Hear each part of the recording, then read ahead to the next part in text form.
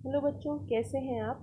स्वागत है आपका डिपार्टमेंट ऑफ एजुकेशन की इस 17 सितंबर की वर्कशीट में। जैसा कि आप देख सकते हैं, वर्कशीट का नंबर 32 है और वर्कशीट क्लास 9 की है। इस वीडियो में इंग्लिश हिंदी दोनों मीडियम के लिए वर्कशीट है। पहले इंग्लिश है, उसके बाद एसएसटी है, पहले इंग्लिश मीडियम में और फिर हिंदी मीडियम में। चलिए स्टार्ट करते हैं आज की वर्कशीट को करना। Dear students, we have learn that a story has 4 components: character, setting, problem and solution. हमने पढ़ा है कि जो स्टोरी राइटिंग करी थी हमने, और स्टोरी राइटिंग में स्टोरी लिखने के 4 कंपोनेंट्स होते हैं: कैरेक्टर, सेटिंग, प्रॉब्लम एंड उसका क्या सोल्यूशन है। You also learn about sequencing the story. आपने पढ़ा है स्टोरी को कैसे सीक्वेंस करते हैं। In this worksheet let us try to write a story based on inputs given below. नीचे कुछ इनपुट दे रखे हैं, उनके बेसिस पर आपको स्टोरी लिखनी है। You can choose to do either one of the task. आप दोनों में से एक कर सकते हैं। Using the help from the clues given below, try to create a story in your own words. आपको अपने ओन वर्ड में, अपने खुद के वर्ड में आपको एक स्टोरी लिखनी है। कैरेक्टर है Rahul and his friends, Rahul और उसके फ्रेंड। सेटिंग है रिवर साइड, नदी के किनारे। प्रॉब्लम है एक फ्रेंड खो गया, मिस हो गया। एंड सोल्यूशन है कॉन्टैक्ट पीपल एंड सर्च। क्या किया, लोगों से कांटेक्ट किया, उसको सर्च किया। Sunil and his friend picnic, take a bus through the hills, reach the river, beautiful forest around, they set up food, swim in the river, go to find fruits from jungle, one friend missing, make search party, contact police or panchayat, search with the help of elders, friends got lost in jungle, found the opposite side of river, got help from tribal people villages to reach। आपको कुछ क्या कर रखे हैं, कुछ hints दे रखे हैं कि भाई सुनील अपने दोस्तों के साथ पिकनिक पे जाता है बस में, पहाड़ियों के पास, रिवर के पास, एक जंगल में वो लोग पहुंचते हैं, अपना फूड वगैरह सेटअप करते हैं, वहाँ पे नदी होती है, वहाँ पे स्विम करते हैं, वो जंगल से फूल फ्रूट लेने तोड़ते हैं, और एक फ्रेंड उनका खो जाता है, उसको ढूंढते हैं सारे के सारे, पुलिस को कांटेक्ट करते हैं, पंचायत को कांटेक्ट करते हैं, और उसके बाद जो फ्रेंड है वो मिल जाता है, वो जंगल में खो जाता है और वो रिवर के दूसरी पार पहुंच जाता है, और जो ट्राइबल जो जंगल के लोग थे वो मदद करते हैं। तो ये स्टोरी है। Sunil and his friends decided to go for picnic. They took a bus and after a little journey through the hills reached their spot. वो अपने जाते हैं पिकनिक पे और बस से जर्नी कवर करते हुए अपने स्पॉट पे पहुंचते हैं। It was near by a river and it was so amazing to be there. बहुत रिवर के पास था, बहुत बढ़िया लग रहा था वहाँ पे। The friends decided to swim in the river and then collected fruits from the nearby jungle. Collect करते हैं बेटा वो जंगल से fruits. As they were swimming, they were enjoying themselves. They met new people and made new friends. नए दोस्त बनाते हैं, नए लोगों से मिलते हैं। Finally, they decided to come out of water and they looked, but जब वो पानी से बाहर निकलते तो वो देखते कि एक तो है ही नहीं। फर्स्ट दे थॉट, उनको लगा कि यहीं कहीं आसपास होगा वो। उसके बाद उन्हें लगा आ जाएगा थोड़ी देर में। दे गॉट वरीड नाउ, लेकिन जब वो नहीं आए तो वो परेशान हो गए। They asked for help near by, police से बोला उन्होंने, और राहुल को ढूंढा, हर जगह कहीं नहीं मिला। फिर जो उनका बढ़िया पिकनिक चल रहा था वो सैड में बदल गया। They had no idea what to do, समझ नहीं आ रहा क्या करना चाहिए। किसी ने पुलिस को कॉल किया और जो विलेजर्स है वो भी आ गए वहाँ पे। फॉरेस्ट में ढूंढने लगे राहुल को, लेकिन वो कहीं नहीं मिला। सारी रात वो लोग उसको ढूंढते रहे लेकिन वो कहीं नहीं दिखा। लेकिन in the morning Rahul on the other side of river and with the help of villagers they got him back. उनको रिवर की दूसरी साइड वो दिखाई दिया और गाँव वालों की मदद से वो उसको वापस लेके आते हैं। So friend took him with it। वो कहते हैं कि भाई ऐसे है, हल्की सी जो पानी की जो बौछार आई वो उसको दूसरी तरफ लेके चली गई, और tribal who saw him in the river, जो एक ट्राइबल लोग जो जंगल का आदमी था, उसने क्या किया, उसने उसको देख लिया बहते हुए, उसको हेल्प करी, और लेकिन उसे रास्ता समझ में नहीं आया था कहाँ जाना है। एवरीवन, और जब वो वापस आ गया मॉर्निंग में तो सबने एक राहत भरी सांस ली। आगे है एक और स्टोरी लिखनी है हमें। You can choose to write a story based on the picture given below. Picture दे रखी है, you will have to create your own characters, understanding, setting, सब कुछ अपने आप। तो आपको क्या दिख रहा है कि ये भी पिकनिक मना रहे हैं, बच्चे यहाँ पे बॉल खेल रहे हैं और ये मस्त तरीके से कुछ पी रहे हैं और गप्पे मार रहे हैं। So we see greenery everywhere in the park. There are different types of trees and plants. Greenery दिख रही है। The park has a variety of swings for children to play. बहुत बड़े बड़े जो swings है, बहुत सारे बच्चे खेल रहे हैं। ब्यूटीफुल फ्लावर्स पार्क में दिखाई दे रहे हैं। फ्रेगरेंस बहुत बढ़िया लग रही है। अब लोग अपनी फैमिली और फ्रेंड्स के साथ आ रहे हैं उस पार्क में टाइम स्पेंड करने के लिए। ओल्ड पीपल भी आ रहे हैं जॉगिंग और एक्सरसाइज के लिए। सबको वो पार्क बहुत अच्छा लगा है, वो व्यू बहुत अच्छा लगता है। So there is a crowd of people है। पार्क है, सम पीपल पार्क के आउटसाइड है, कुछ पार्क के अंदर है, फाउंटेन है, मॉन्यूमेंट्स हैं, ठीक है, उसकी ब्यूटी को एनहेंस करने के लिए। वेदर चिल्ड्रन और ओल्ड एवरीवन, चाहे बच्चा हो चाहे बड़ा, उसको अच्छा लग रहा है। Nature lovers love spending time in the park, और जो नेचर के लवर हैं, जिनको पर्यावरण पसंद है, उनको वहाँ पे टाइम स्पेंड करना बढ़िया लगता है। अभी जो दूसरी वर्कशीट है हमारी, वो है हमारी सोशल साइंस की वर्कशीट। चलिए देखते हैं इसको। हिंदी मीडियम में है पहले हमारे पास। हमारी चुनाव प्रणाली के बारे में पढ़ेंगे। सामाजिक विज्ञान का लोकतांत्रिक राजनीति चैप्टर है, जिसमें हम पढ़ेंगे कि किस तरीके से हमारी जो चुनावी प्रणाली है वो काम करती है। आम चुनाव हमारे देश भारत में लोकसभा और विधानसभाओं के चुनाव हर 5 साल बाद होते हैं। 5 साल के बाद लोकसभा और विधानसभा भंग हो जाती है। पर सभी चुनाव क्षेत्रों में एक ही दिन या एक छोटे अंतराल में अलग अलग दिन चुनाव होते हैं।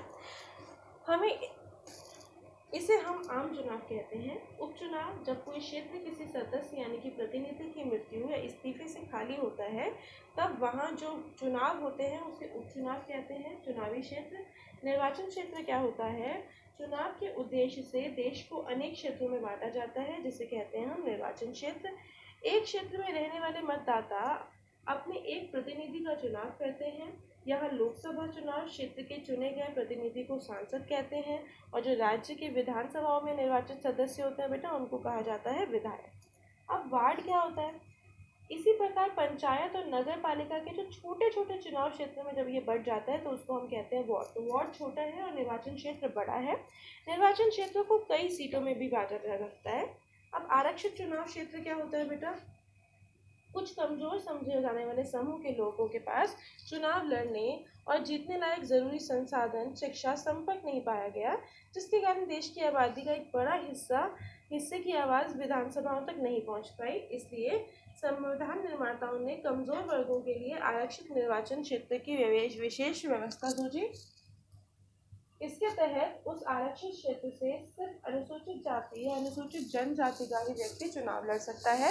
इसे हम आरक्षित निर्वाचन क्षेत्र कहते हैं, मतलब जिसपे सिर्फ आरक्षित व्यक्ति ही चुनाव लड़ सकता है। अभी मतदान सूची क्या होती है? अब आपने देखा होगा वोटर लिस्ट एक चीज होती है हमारे पास।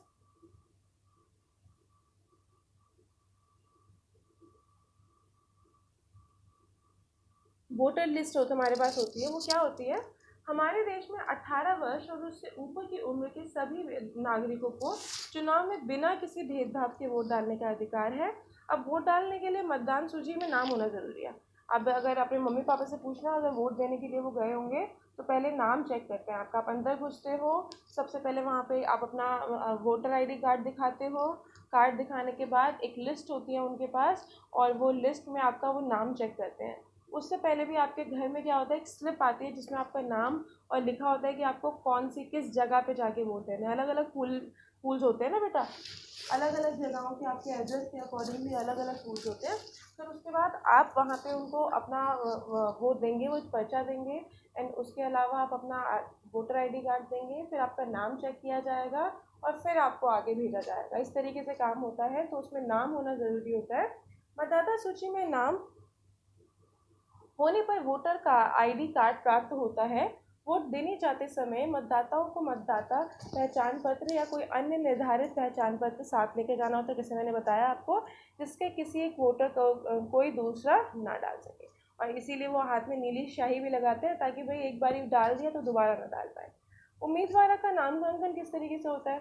देश में राजनीतिक दल अपने अपने उम्मीदवार मनोनीत करते हैं। मतलब जो सारे के सारे, आपने देखा होगा कि अगर बीजेपी है तो अलग अलग जगहों से बीजेपी के अलग अलग लोग होते हैं, ऐसे कांग्रेस से अलग, आप से अलग अलग होते हैं, जिन्हें पार्टी का क्या कहते हैं, चुनाव चिन्ह मिलता है, जिसे आम भाषा में टिकट कहते हैं। ठीक है, बोलते हैं ना यहाँ से इसको टिकट मिला है। चुनाव लड़ने के इच्छुक हर उम्मीदवार को नामांकन पत्र भरना होता है, जिसमें उम्मीदवार अपने खिलाफ चल रहे आपराधिक मामले और संपत्ति, शैक्षिक योग्यताओं, मतलब सारा का सारा तरीके से रेज्यूमे देना होता है उसको इस तरीके से। तब जाकर उम्मीदवार का नामांकन प्रक्रिया उनकी पूरी हो जाती है। फिर मतदाता और मतगणना के बारे में बोला गया है। मतदान केंद्र पर मतदाता अपना वोट अपनी पसंद के उम्मीदवार को देता है।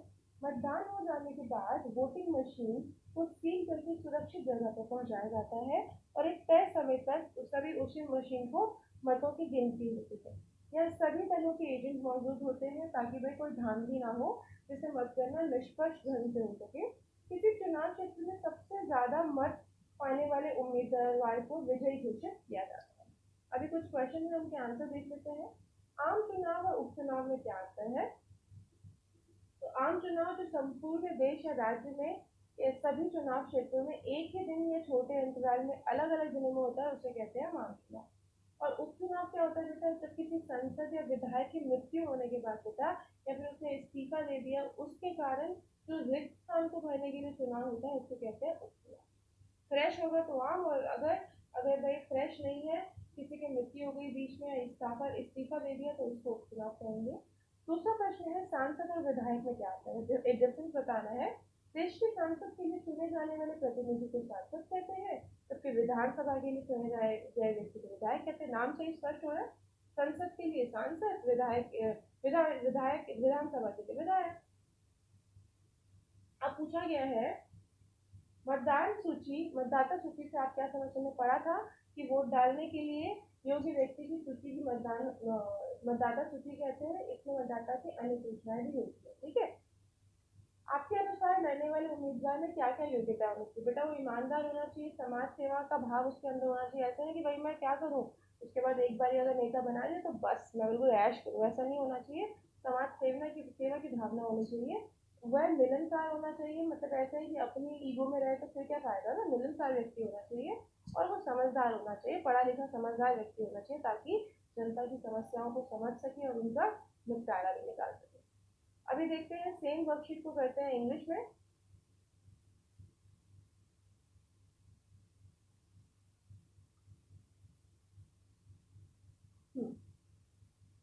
चलिए आपको बताती हूँ इंग्लिश में क्या है बेटा। इंग्लिश में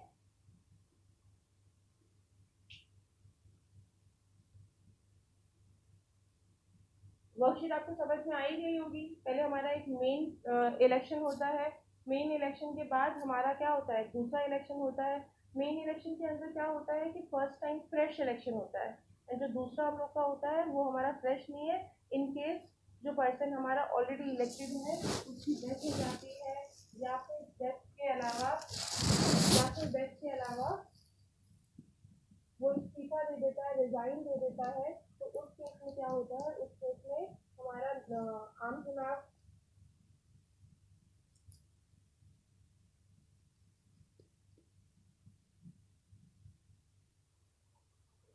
हाँ जी, तो इंग्लिश की वर्कशीट, इंग्लिश मीडियम में जो एसएसटी की वर्कशीट है, आज सिस्टम ऑफ इलेक्शंस, जो कि सोशल साइंस की डेमोक्रेटिक पॉलिटिक्स चैप्टर में से है।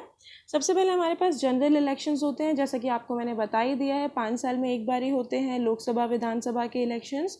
और इसमें क्या होता है, ऑल सारी की सारी कॉन्स्टिट्यूंसी में सेम टाइम पे होते हैं, या तो सेम डे पे या 2-4 दिन कुछ डेज के इंटरवल पे, उसको हम जनरल इलेक्शन कहते हैं। और जो बाय इलेक्शन होते हैं, बाय इलेक्शन क्या होते हैं? इन बिटवीन, मान लो कि भाई जो पर्सन ऑलरेडी इलेक्टेड था उसने रिज़ाइन कर दिया, तो उस केस में, या फिर उसकी डेथ हो गई, तो उस केस में जो मिड में जो इलेक्शंस होते हैं उनको हम कहते हैं बाय इलेक्शन। फिर इलेक्टोरल कॉन्स्टिट्यूंसीज क्या होती हैं बेटा? जो हमारी कंट्री है उसको अलग अलग एरियाज़ में इलेक्शन के पर्पस के लिए बेसिकली अलग अलग एरियाज़ में डिवाइड किया हुआ है। इन एरियाज़ को हम लोग क्या कहते हैं? इलेक्टोरल कॉन्स्टिट्यूंसी कहते हैं। अब जो है, जो वोटर्स है बेटा, अपने मतलब सिंपल सी बात है, वो उस पर्सन को इलेक्ट करते हैं जो उसकी कॉन्स्टिट्यूंसी में रहता है। The representative elected from each Lok Sabha constituency, उसको हम क्या कहते हैं? वो एमपी होता है, पार्लियामेंट का मेंबर होता है। एंड जो इलेक्टेड रिप्रेजेंटेटिव होते हैं स्टेट असेंबली के, उनको हम क्या कहते हैं? मेंबर ऑफ लेजिस्लेटिव असेंबली, यानी कि एमएलए कहते हैं। अब वार्ड क्या होते हैं बेटा? पंचायत और जो म्यूनसिपैलिटीज़ होती हैं बेटा, उसमें जो इलेक्शंस की कॉन्स्टिट्यूंसीज होती हैं उनको कहते हैं वार्ड। तो वार्ड मतलब छोटू वाला, और जो इलेक्टोरल कॉन्स्टिट्यूंसीज हैं वो बड़ा वाला। These constituencies are counts as seats. अब इसको हम क्या कहते हैं? उनको हम सीट्स कहते हैं। आपको पता होगा कि भाई पूरा का पूरा जो हमारा स्टेट है या कंट्री है उसको अलग अलग सीट्स में डिवाइड किया हुआ होता है। फिर रिजर्व कॉन्स्टिट्यूंसीज क्या होती है? कुछ वीकर सेक्शंस बेटा, स्टार्टिंग में वीकर सेक्शंस, उनको बोलने का मौका नहीं दिया गया, उनको सरकार बनाने का मौका नहीं दिया गया, तो जब हमारा कॉन्स्टिट्यूशन बन रहा था तो बोला गया कि भाई ऐसा है, ताकि वो भी अपना मत रख सके, तो उनको क्या किया, कुछ सीट्स रिजर्व कर दी SC STs के लिए, शेड्यूल कास्ट और शेड्यूल ट्राइब्स के लिए, उनको हम कहते हैं रिजर्व कॉन्स्टिट्यूंसीज। वोटर लिस्ट क्या होती है बेटा, आपको पता ही है कि 18 साल या 18 साल से ऊपर का जो व्यक्ति होता है, जो पर्सन होता है, वो वोट दे सकता है, ठीक है। कोई भी डिस्क्रिमिनेशन नहीं होगा पर्सन से उसके लिए, बट उस पर्सन के पास क्या होना चाहिए, उसका नाम वोटर्स लिस्ट में होना चाहिए। तो voters are required to carry, जब वो इलेक्शन के टाइम पे वोट देने के लिए जाते हैं तो उस टाइम पे भी उनको उनका नाम वोटर्स लिस्ट में होगा, तभी वो वोट दे पाएंगे। इस तरीके से रहता है। नॉमिनेशन ऑफ कैंडिडेट्स क्या होता है, जो पॉलिटिकल पार्टीज है बेटा, वो नॉमिनेट करती है अपना पर्सन कि भाई यहाँ से इसको टिकट मिल रही है, ठीक है। ऐसे बोलते हैं ना कि पटेल नगर सीट से इसको टिकट मिल रही है, करोल बाग से इसको टिकट मिल रही है, पुरानी दिल्ली से इसको टिकट मिल रही है। So that is nomination of a candidature. मतलब अलग अलग जो हमारी पार्टीज़ है वो अपने अलग अलग कैंडिडेट को अलग अलग जगहों से क्या देती है, टिकट देती है। और ठीक है, अब polling and counting of votes तो दे लिए, उसके बाद वोट्स देने के बाद क्या होता है, पोलिंग बूथ होता है। सबसे पहले बेसिकली हम स्पेसिफिक पोलिंग बूथ में जाते हैं वोट देने के लिए। और जब पोलिंग बूथ ओवर हो जाता है बेटा, जो EVM मशीन्स होती हैं जिन पे हम वोट देते हैं, उनको वहाँ से उठा के लेके जाया जाता है, उनको एक बढ़िया से सेफ सी जगह में रखा जाता है और एक साथ फिर उनको काउंट किया जाता है। और काउंट करते टाइम हर पार्टी के लोग वहाँ पे प्रेजेंट होते हैं, ठीक है। तो द कैंडिडेट हु सिक्योर, सबसे ज़्यादा जिसके पास सीट्स होती है बेटा, वोट्स होती है, जिनके पास वोट होते हैं, तो वो क्या हो जाता है, वो डिक्लेयर कर देते हैं कि भाई इस कॉन्स्टिट्यूंसी से ये पर्सन जीत गया। चलो क्वेश्चन देखेंगे इसके। What is the difference between general election by election? आपके पास डिफरेंस है ही। जो इलेक्शन बेटा सेम डे पे होता है, with in few days entire country और स्टेट में होता है, उसको जनरल इलेक्शन कहते हैं। एंड उसके बाद जो बाई इलेक्शन है बेटा, कोई वैकेंसी रह गई किसी, या तो डेथ की वजह से या तो रेजिग्नेशन ऑफ मेंबर की वजह से, उसको भरने के लिए जो इलेक्शंस होते हैं उनको हम कहते हैं बाई इलेक्शन। डिफरेंस बताना है MP MLA में। तो MP क्या होता है बेटा, पार्लियामेंट का जो हमारा इलेक्टेड मेंबर होता है, रिप्रेजेंटेटिव होता है बेसिकली, उसको MP कहते हैं। एंड उसके बाद जो लेजिस्लेटिव असेंबली का है उसको क्या कहते हैं? तो याद कैसे रखोगे, लेजिस्लेटिव असेंबली का। तो लेजिस्लेटिव असेंबली में LA तो ऑलरेडी है तो उसको बोलते हैं MLA। पार्लियामेंट में P दिख रहा है आपको तो उसको बोलते हैं MP। चलो, एंड वोटर लिस्ट क्या होती है बेटा, तो जो लोग हैं बेटा एलिजिबल होते हैं वोट देने के लिए, उनका नाम वोटर्स लिस्ट में होता है। उसके अंदर क्या होती है, इन्फॉर्मेशन ही होती है, जो पर्सन वोट दे रहा है उसकी बेसिक इन्फॉर्मेशन होती है उसके अंदर। अब क्वालिफिकेशंस पूछिए, जो कैंडिडेट कॉन्टेस्ट लड़ रहा है, मतलब जो जिसको टिकट मिली है बेसिकली, या टिकट मिलने से भी पहले जिसने बोला कि हाँ ठीक है मैं यहाँ से या इस सीट से लड़ रहा हूँ इलेक्शन, तो उसमें क्या चीज़ें होनी चाहिए बेटा, ईमानदार होना चाहिए, ऑनेस्ट होना चाहिए, सोशल सर्विस का सेंस होना चाहिए। ऐसा नहीं कि भाई पावर चाहिए बस इसीलिए आ गए हैं पॉलिटिक्स में।